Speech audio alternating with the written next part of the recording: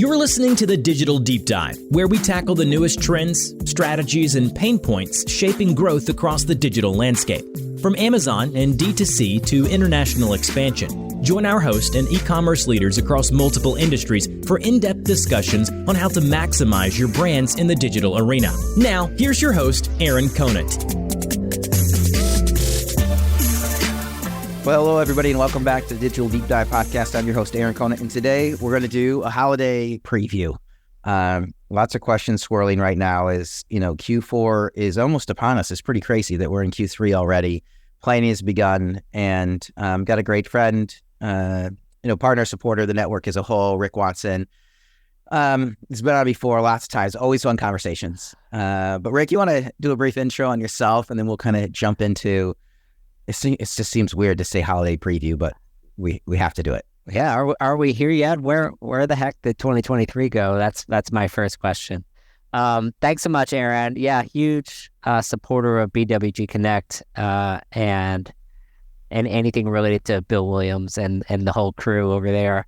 My name is Rick Watson. I have been in e-commerce for over 20 years. I run an e-commerce consulting firm in New York City called RMW Commerce. And I work with private equity-backed brands as well as software companies on improving their digital strategies. So help with investment due diligence, strategic planning, and then change management, because you can have all the best plans, but if you can't implement any of them because your staff doesn't understand them or you don't have the expertise to speak with your vendors the right way or find the right vendors in the first place, which I know you help a lot of brands find the right vendors as well, then you won't be moving forward very quickly. And so my goal is to be an advisor on the side of the table of the management team as they navigate kind of big changes in their businesses. So happy to be here. Yeah, awesome. And you have a weekly podcast as well. And I do. There's a rumor. There's a rumor of that. Yeah. Follow Rick on LinkedIn as well. Just a wealth of knowledge. And he just encapsulates earnings reports. We can jump into the Shopify and predict what it's going to have with Amazon, but it's just fantastic source. Thanks, Rick, for all you do for everybody in the network. So holiday, people are wondering what's going to take place. Actually, Prime Day, I have a lot of people that were, super excited about Prime Day. Right. Really big sales, but also they had to do really big discounts. And so that's where 100% is. I discounted more and then I sold more. Did I win? I don't know. Right. It's my biggest losing day of the year. Yes. Amazon won. 100%. 100%. Amazon never loses on Prime Day. I wonder if could sellers put a stop loss on their margin hit on Prime Day? I'm not sure. I don't know. It's such an interesting day. You have to jump all in on Prime Day. And I know we should get to, because we kicked this off, it's going to be a holiday, but I don't know. What did you hear about Prime Day? Was it something? Yeah, kind of same. I got a roundup from a bunch of folks in my network, and it was all pretty positive. Generally, I didn't hear anything about the second day, which to me means the second day was pretty bad, but the first day was apparently very good. And so I don't think we're going to hear much about Prime Day from Amazon until Q3 earnings. It seems like they're being cautious about it because, Prime Day was actually in Q3. So even when Amazon reports earnings today, as we sit here on August 3rd, we won't hear about it as part of their Q2 earnings. So maybe we'll get a little bit of light color.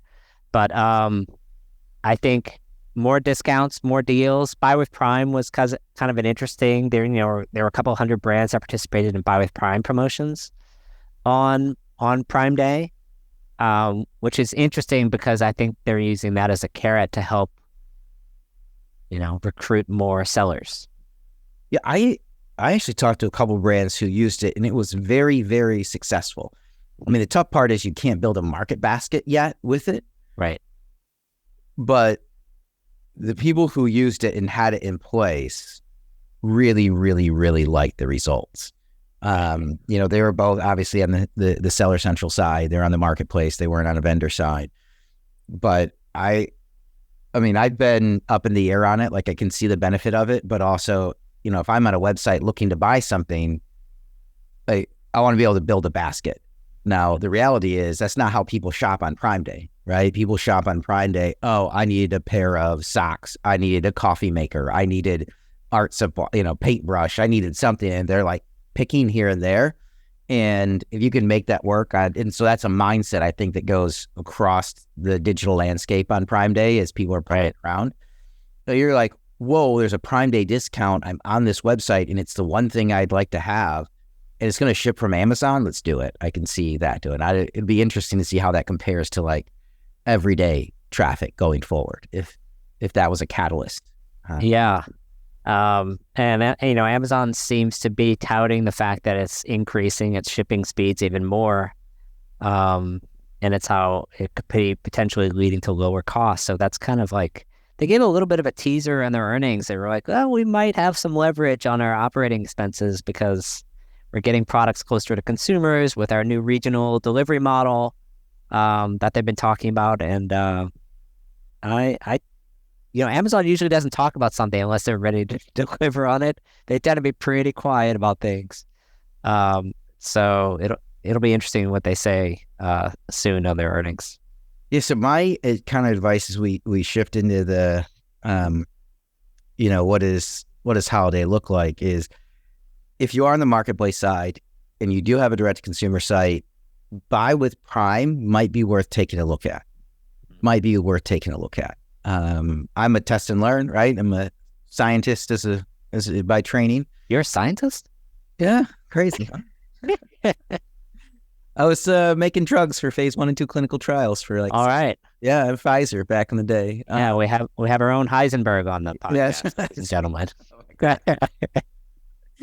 But it's a test and learn, right? And then analyzing the data and see if it's worth it. I know they have a big push, and I wouldn't have said that 2 weeks ago. But just having followed up with a couple of brands who said it was very meaningful, I might be swayed. I might be swayed off the neutral column. So I can see that as potentially a trend worth doing. The other one is, are we back into the deep discounts on Cyber 5, right? And are we back into the deep discounts that, start in September, October, rather than waiting for, November? Yeah, look, I think the early discounts, that's an easy prediction. Every year the discounts get earlier and earlier and earlier. So it becomes like right after back to school, now we're everyone's in holiday shopping. But is that a requirement now, do you think? Like, you pretty much have to be playing with some items in that area that early on? It's there is a limit to it, because how early are consumers shopping? For holiday, most people, until November rolls around, it's like, why do I care? I need to save some money before I spend the money. So I think that's how most average consumers think. So I think the fact, it's almost like just like a preview of what's going to happen on holiday. So you're like, oh, it seems like these things are, stores are discounting these things. I should think about this. What do I need to save for? So like, let's consumers budget a little bit. So it's like a preview of budgeting for a consumer. Yeah. But I do think that you're going to have to discount again big, right? You think back a couple of years ago, there's a supply chain shortage. Nobody needs to discount. I'm going to sell out everything I got anyways. 100%. And now you're actually fighting for a share of the wallet. So I think we're going to see a lot of discounting, heavy discounting again. I think people have, a lot of the inventory issues have all been sorted out at this point in time. So there's better planning that can go on. But I don't see how we get around it. I don't see how companies, Prime Day kind of showed that. If you didn't discount, you didn't have a fantastic Prime Day. 100%. And I think specifically in like, it seems like in the last year, e-commerce has been a very category by category venture. So like on one end, if you were in like beauty and pets, or like things that are replenishable or necessities, consumers are prioritizing those products, and those products aren't having to discount as much to maintain the same level of sales. However, if you're on the other end of the spectrum in like apparel and appliances and home, some home goods, it became more challenging. And essentially, retailers like Target that has kind of like a wide range of merchandise, basically it's like, if we don't discount, the consumer isn't walking in the door. And so they're able to maintain traffic, but they're giving up a few extra points of margin. I think we'll see a similar story this year, although I think the comps to last year will be better, because I think last year I kind of predicted, and I think it's kind of what happened, is like flat to slightly down holiday previous, if you look at 2022, kind of like how the holiday was. Cyber Monday was unbelievable last year, and it seems to be kind of the dominant holiday, kind of firmly implanted into the dominant holiday. I think this year the comps 2022, because high interest rates were still new and the Ukraine war was still new, and now consumers have kind of like annualized those risks. All the talk of recession, hold on to money, and now it's kind of like, this is just normalcy? I think so. So I think, to me, the midpoint projection I would give right now, with my eyes closed, would be 5% up, with upside to 10% for the better categories and downside to maybe flat for the, for categories that are maybe outdoor, not as important to the consumer. I still think discounts are going to be important for consumers this year, and I think consumers are content to wait out retailers until they can get the discounts. Well, which is always the play, right? Right. Then do the retailers discount early? Then we get back to the early count. Yeah, I mean, I can see just from that mindset, but I also see, like, I think where you're at, you're kind of hit on it, like the necessities. You don't have to discount as much, but if you're an aspirational item at this point in time, maybe it's the super automatic, coffee maker, makes cappuccinos and lattes and everything, right? Right. Again, it's a stretch, right? You push, it's an aspirational item. You can get a $20 coffee maker, just a pot, or you get this for $1,000. Right. I know one that you get froth milk, but they both make coffee at the end of the day. They ground beans with hot water. They're going to have to discount more. I don't see how you get around it. Right. And I mean, that then begets what happens with retail media. Because everybody's asking for a share of the dollar now. And I have a lot of conversations around on the marketing budget, how everybody's trying to figure it out. And so this answer they've come up with is, we're to throw it all into one bucket. Retail media, digital media, performance marketing, everything's going to be in one big bucket, and then we're all going to fight over it. That seems like a bad idea. Yeah, I think it's a bad idea, but it's like, but it's all digital marketing. Yes and no. It is. It is all digital marketing, right? But, yeah, doesn't always have the same characteristics. Right. You don't always use it. I think of it like pasta, right? Like, yeah, it's technically all pasta, right? I had never heard, I wonder if the audience really appreciates like this analogy between pasta, and it just shows where your head's at, Aaron. Yeah. No, I think you do, because, it's all pasta and it's all good. It all can be consumed, but all used in different dishes. And so different ways of looking at it, preparing it, using it, analyzing it afterwards. And the oversimplification can't be, hey, I'm going to consolidate it right now. But I mean, I see this middle layer of digital people being removed from organizations right now. So a lot of people that are just being, in that. And so what do you get? You get the people that, so the strategic part, the people who really knew how to manage the people and what the directions was, because they're young in there and give them direction, are now being removed. They're reporting up to a senior level who's never really known or understand that digital space. And so, I think there's a lot of reorganizations going on, and I think it's going to keep happening. And there's going to be a lot of oversimplification, right, of the retail media, the digital media budgets as a whole. Well, isn't AI doing all these things now? Like, why, like, you just hit a button and it just does it all on its own? Yes, good old AI. I feel like AI now is like, it's part of the algorithm. How does it work? It's part of the algorithm. That's what it does. If I hear the word algorithm one more time, I think I'm going to punch someone in the face. Yeah. But yeah, AI, man, is this supposed to solve it all? Yeah. I think it's funny because I have a lot of, and I'm all for it. Like, I think people will have a chief AI officer at some point in time because there will be so many tools that affect so many different parts of the organization. And the organization is going to have, one person to go after if it all goes sideways. Like right now, it's the CIO. But I think the CIO is probably going to punt on that risk. And there's going to be, somebody that comes in, accepts the risk for a high dollar figure. But I don't see AI solving a lot of it for brands. I see it helping service providers, right? Where then brands could pair up with the service provider with the best AI at the back end. Yeah. I'll settle for most retailers having a chief digital officer. I think most of them aren't ready for a chief AI officer yet. So let them get to stage 1 before they graduate to stage 2. But how this all affects holiday is, look, and it's anyone's guess. And, leaving AI to the side, your discussion about consolidation of roles is a huge trend in Wall Street right now, from Twitter or X to Meta. Shopify has removed layers of management, famously to focus more on crafters.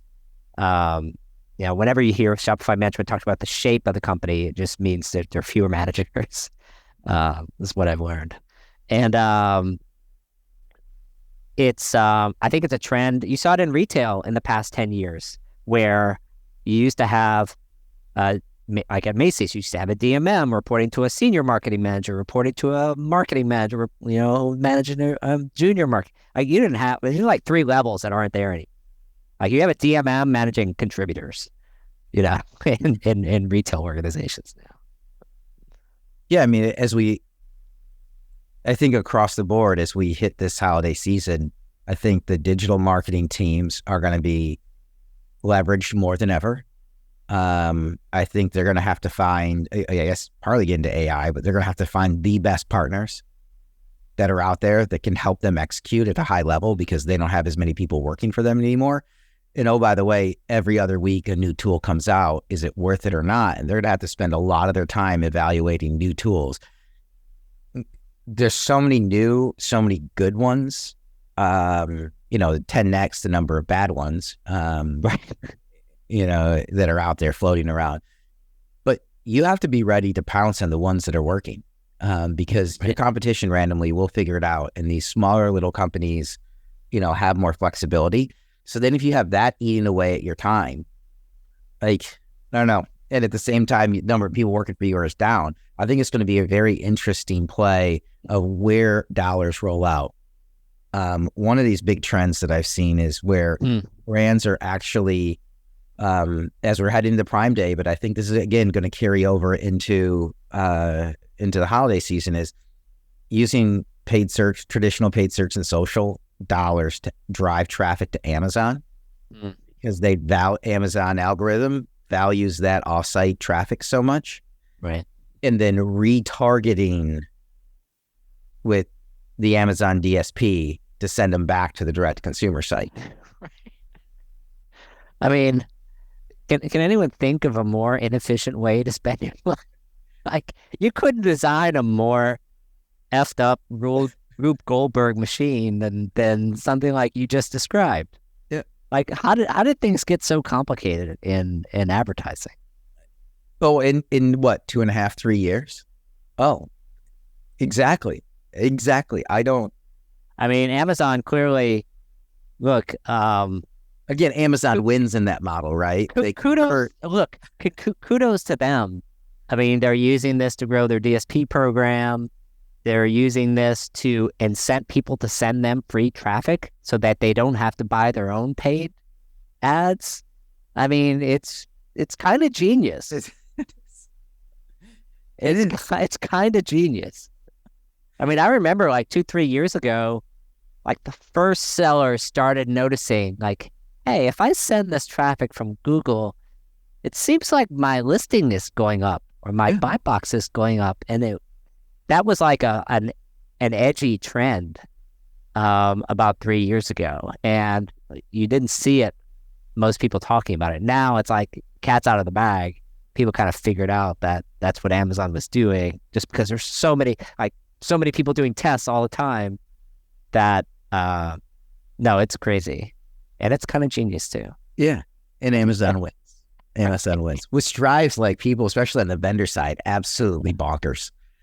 Absolutely bonkers. Yeah, I think it's also going to be interesting, how companies, as we hit Q4 with the discounts happen, how they remain profitable, given the discounts they have to give, how much more they have to do with paid media as a whole, and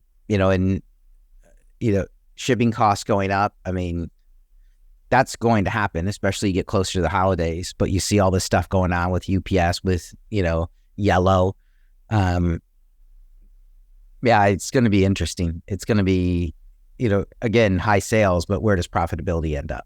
No, for sure. Look, every retailer you talk to is looking to, like, how do I find 100 basis points, 200 basis points, people are finding tens and hundreds of basis points meaningful. They're always looking for that next 500 basis point improvement in their operating structure. And I think the UPS agreement, for the people who don't have logistics automation, it's going to be a challenge because it sets a new bar for part-time workers and benefits and a lot of things, which I think UPS is, with Carol Tomei's efforts, is actually pretty well positioned. So like both sides could win. I think UPS can win, but the Teamsters can win because they can send a big win back to their members.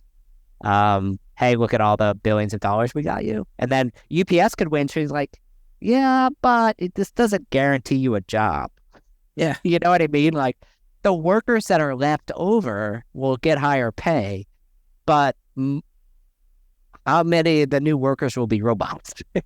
Quite a few of them. Yeah, you had me think of another thing too, which was around when we think about Q4, especially as you get in the first part of December, and the stop ship time comes, after December 12th, they're no longer going to be able to come pick up your stuff if you're not a multi-billion-dollar marketplace. And that's one of the things, though, that buy with Prime does solve for. I was talking with that team at, I think it was at Shop Talk, and they were saying that, because it's buy with Prime, that it will, and it comes out of an Amazon warehouse, you can still get 2-day shipping up to the 22nd, the 23rd. So you might have a selection on your website that normally nobody would ever buy because they'd look at it and they would see, hey, wait a minute. 5 to 7 days or whatnot. Yeah. Yep. And it's not going to be delivered. Or wait, here's 15 items I can get. And I know, Aunt Sally really, really likes this dress shop, right? Then, hey, I'm going to go ahead and order it and it'll be there in 2 days. Yeah, I do think that's kind of a sneaky benefit to buy with Prime, and holiday cutoffs are always a problem for retailers. And I think if you kind of look at Amazon in the last 10, 15 years, they've always been the one where you can order the latest. Right. Compared to almost any other place. Yeah, as everything else shuts down, you can't get it unless you're out in the stores. You can still order it on the 22nd. Sometimes you can order it on the 23rd and get it on the 24th. I know, it's crazy. It's bonkers. Yeah, and I've done it this year even faster. I bet this year it's even going to be better. I mean, that's what Amazon is telling everyone, and I think they're going to have the capacity to do it too, because I think there's more slack in the network compared to 2 years ago. When everyone had trouble delivering or had trouble with inventory availability. Now everyone's kind of rationalized their inventory positions. We're kind of annualized a lot of that things, and because now there's too much capacity in supply chains, roughly speaking. Like FedEx has shut down facilities, has mothballed planes. UPS has kind of done a few similar things, although to a lesser degree. And so retailers have capacity to grow, and to if they can drive extra demand, they can deliver it. So is it just Amazon doing like micro fulfillment centers that are closer to the end consumer that gives them the capability here? So opposed to just the massive ones everywhere. And is that driven by way it actually costs less money to operate the facility and or ship these same day? Yeah, look, I mean, I think everyone is pretty well aware that the biggest cost of of fulfillment is in the last mile, something like 50% of the cost. And if Amazon can move these same day facilities closer to large metros where a large percentage of the volume is, I think I read a report, and I think they just published it in the last week. Amazon has something like 90 same day facilities. Oh, and they're trying to like double that number again in the next couple of years. So it's kind of that combined with a regionalized sales model, fulfillment model, as opposed to kind of like one, for North America. I think Amazon fulfillment speed could actually get kind of scary in a few years, like even more so than it is today. Wow. Well, you remember way back in the day, this is probably like 7-8 years ago, they applied for the patent for anticipatory delivery, where they can ship it to you before you've ordered it. Yeah, I like that. I think I saw a meme on The Onion or something about like Amazon yesterday or something. Yeah. You know what I mean? Like it shows up the day after you think about it, or the day before you think about it. Yeah. Everybody thought it was like kind of crazy, but why not get it closer to you? I don't know, it'd be funny if they ever actually have a use case where that actually works. Yeah. No, that's hilarious. But I mean, Amazon has to have these same day facilities, and it seems like even with their grocery news this week, some of those facilities will be refrigerated so that you could order from Amazon Fresh or Whole Foods and get your grocery items same day from Amazon in some of these facilities. And this is important for Amazon to compete with Walmart and Target because Amazon doesn't have any stores, or at least any stores to speak of. So why do you think? Why isn't Walmart catching up? Look, I think they are catching up on a relative basis, but Amazon is just so far ahead. And so if you look at the GMV growth rate in the past year or two, Amazon GMV growth has been faster than Amazon. Or Walmart GMV growth has been faster than Amazon, but Amazon is just so much bigger. I mean, historically, it's been like, I don't know, 6 to 10 times bigger than Walmart online. And so Walmart just got a much later start. Yeah, I mean, they're still bigger than Amazon, right? Which is, as a whole. Yeah. And I'm actually rooting for Walmart. I am rooting for Walmart. We need that player in the room. It's just interesting how still all the talk is around Amazon. Decade later, from everybody getting frustrated saying, Walmart, let's get it together. And I mean, I do think they're trying, and I do think they win in the end, right? I think they have a long-term business model. You've got Jeff Bezos who's saying, hey, like, I don't know I can't remember what his comment was, average company lasts 30 to 40 years. So, I mean, 30 years isn't that long from when they kick this off. So maybe around the corner, or maybe it just means they get broken up, right? He's off cruising around. Oh my gosh. He's doing okay. He's doing okay. He's doing fine. Don't shed any tears, Jeff.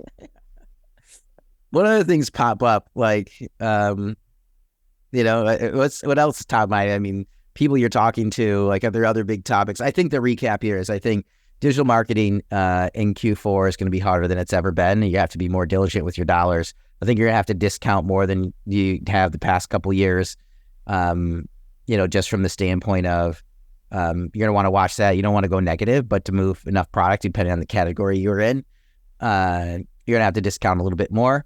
I think it is going to be a good Q4. I would say your 5%, is probably, it might even be a little low. I don't know. It might hit 7. I kind of rank everybody in that spot, but I think 5 is a great guess. If I had to put money, it'd probably be right on 5 too. And I think people are going to have to start those plans in execution in September this year. That's the reality. I think holiday is going to hit us sooner than we thought. And August. I don't know how we're in August. The big question is there going to be another Prime Day in October this year? Like Amazon does sometimes. And that was kind of a bust last year, wasn't it? Yeah, I mean, I don't know. Amazon won. Yeah, Amazon. Hey, Amazon always. Yeah, I don't know how many people really pour into that one as a whole. I think next year people will really again pour in. I think Prime Day in the summer is back. I don't know about this second one. I almost think that the second one last year was because the one in the summer was so low. But I think that's it.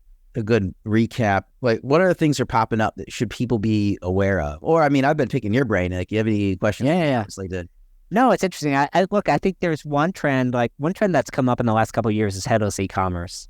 And I think a lot of organizations have been evaluating headless. And I see it's appropriate for quite a number of people, but it's also not appropriate for a lot of people. And I think what I've seen this year is like some organizations realize it's like, this might be too much for us. Like, we maybe need something simpler, easier to maintain, than bringing in all these vendors and distributing them. We might need closer to something for an all-in-one solution. And so I think the people who maybe made a bad decision because it wasn't a fit for their infrastructure, organization, talent, investment, commitment, are reconsidering some of those thoughts. Yeah. And so I don't know if headless was the same thing with your brands. Yeah, I mean, headless, when you look at it on the surface and you get the first sales pitch, hey, wouldn't you like the flexibility to use any vendor you want? Yeah, I would love that, right? That sounds fantastic. But on the back end, the amount of work that it takes to validate, to get them in the system, even corporately, if you're on an enterprise level, forget about it. Everybody's got to be integrated. Where does that fall in the IT project management worksheet, for categorization and prioritization? And then do you have the right staff internally to implement it all? Yeah, I totally agree with you. There's a lot of people that just want the out of the box, right? Like, just give it to me. I want to play in this little ecosystem. And I know everybody that you've plugged in works. Let's roll with that, right? Right. And a lot of these cool new vendors, they start off, who was I talking to? PDQ, pretty damn quick. Mm-hmm. Shipping software, our friend Corey over at DaVinci connects me to Avi. And he's just on Shopify right now, just in Shopify. So if you're anywhere else, you don't get the best tool. Right. You just don't get it. Yeah. It's crazy. And kind of speaking of Shopify's, they just dropped a pretty killer earnings in this last week, and doesn't seem like they'll be slowing down anytime soon. I think the CFO is happy that he doesn't have to talk about fulfillment anymore. Yes, right. It's like, you guys get what? You guys did what? And he came on. It's like, no, we got to get rid of this. Yes. we don't do this, right? I mean, think about it. At the end of the day, I mean, Shopify, a lot of it is a payments platform. I mean, just the reality. And they make a ton of cash there. Right. And why would you, fulfillment is messy. It's messy. It's so painful. A bunch of software engineers do not want to think about fulfillment. No. And every company wants to outsource it, right? I'm excited to see Shopify get back to its kind of roots in e-commerce innovation and thinking about its, improving the lives of developers, because I think that's something that they seem to have really invested more in the last couple of years with like hydrogen and oxygen. And now they're trying to think about like, how can we be like a much better developer platform than we were in the past and have like just enough flexibility to do this. I don't think they're at those enterprise use cases quite yet. I think they're trending in that direction, but look out when they do. That would be great.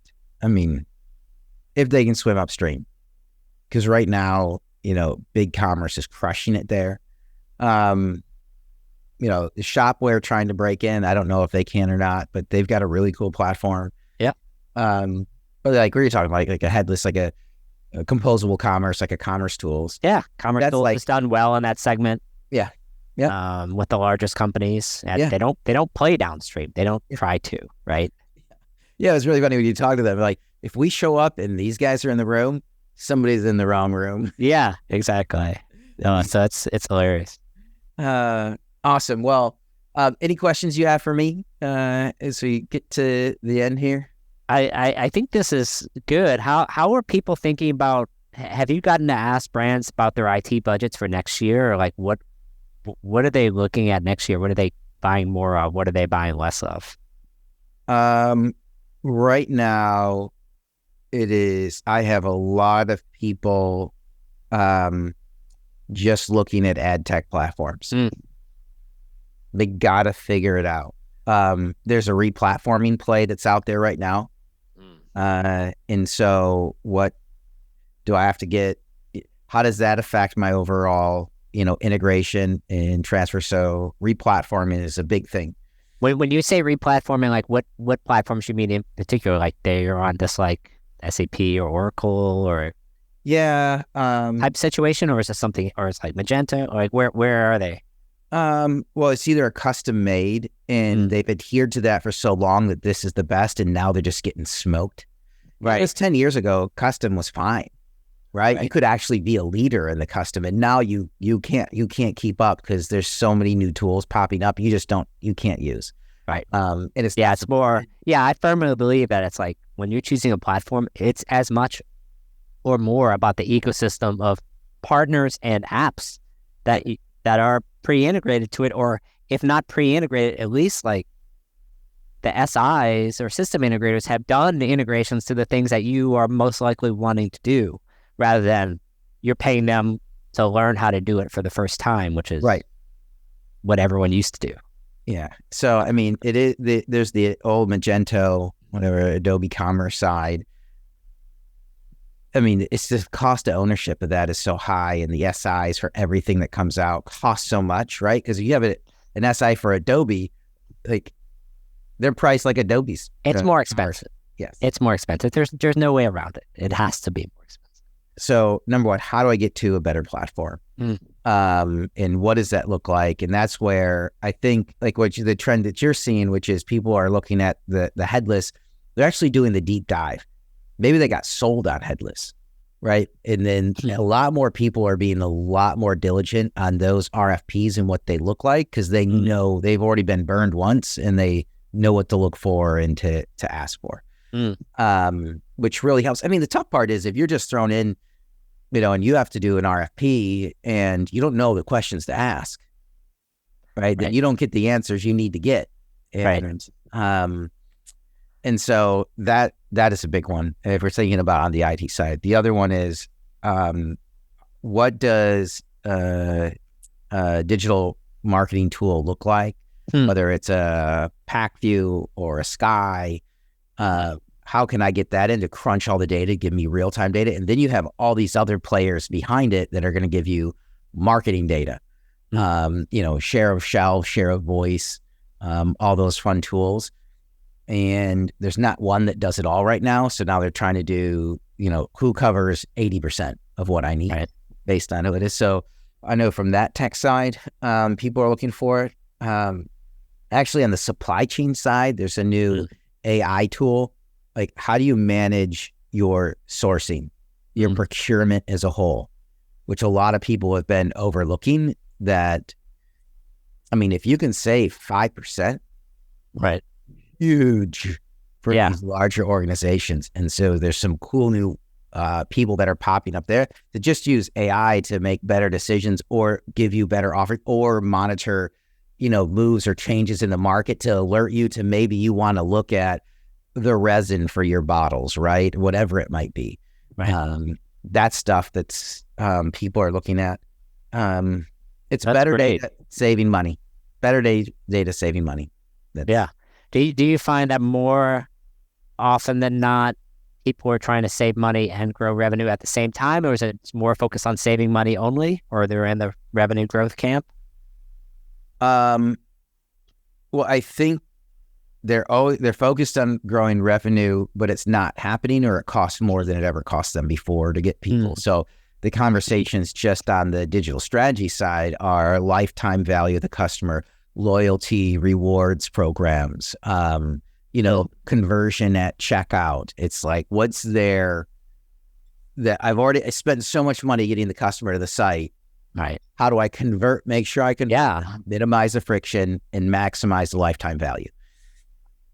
So because that's slowing down, they don't want to give up overall, EBITDA, right? They still want to have the profit pot at the end of the day. If I'm not having that uptick in sales, I'm still interested in growth. It's just harder to do. What are the other things I need to focus on to make the overall cost of doing business lower? And that's where, if you can find ways to, shave out money on your sourcing, your raw materials, your procurement, how quickly things are made, indices in the market that are changing. You want to do it. And if you want to know, hey, where do I spend money? Where is it actually working? What nobody has yet is a multi-touch attribution tool for across all digital. I feel like we've been talking about that for like 20 years now. If you come up with it, it's $1 billion company, instantly $1 billion company. Right. No, it's crazy. No, I mean, I think these trends are all interesting. I see definitely a lot of people focus on the bottom line.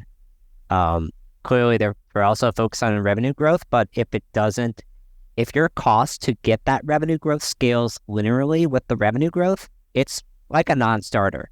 And so people are looking for revenue growth, but with some kind of leverage such that their expenses don't continue to grow indefinitely to capture that revenue.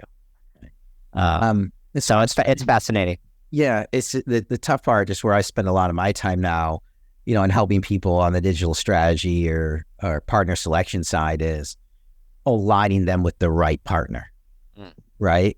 Like, just because they're the best one out there doesn't mean they're the best one for you, right? And so people think just because they're paying more, it's going to be the best, or maybe they were previously at a large CPG brand and now they're at a smaller one. Hey, we should still go with XYZ because they're the best. It's so easy to change platforms now, even from different loyalty platforms, different syndication platforms. It's relatively easy. Just go with the best one for you. And when you outgrow them and jump to the other one. But it's just, we're still in this mindset of it's super, super painful to switch any kind of provider. Yeah. And not. It's easier than it used to be. Yeah. Even replatforming. Right? You can do it relatively quickly. Yeah. Let's not go that far, maybe. Yeah. Well, I'm thinking of like Whale, like Kibo Mozu going to Magento. Yeah. Oh, what a nightmare. All right, Magento 1 to Magento 2 even. Yeah. I didn't understand that one. That was so funny. Like, how about we make the upgrade a complete replatform? That was one of the biggest all-time upgrade flubs in e-commerce history. Yeah. Awesome. All right. So much fun, my friend. Always great connecting with you. We'll have you back on for sure multiple times, but especially we should do a holiday recap for sure. Probably have you on before then, but it's coming up soon. So anyways, thanks again, Rick. You're fantastic. With that, we're going to wrap up this episode of the Digital Deep Dive. Thanks everybody for tuning in.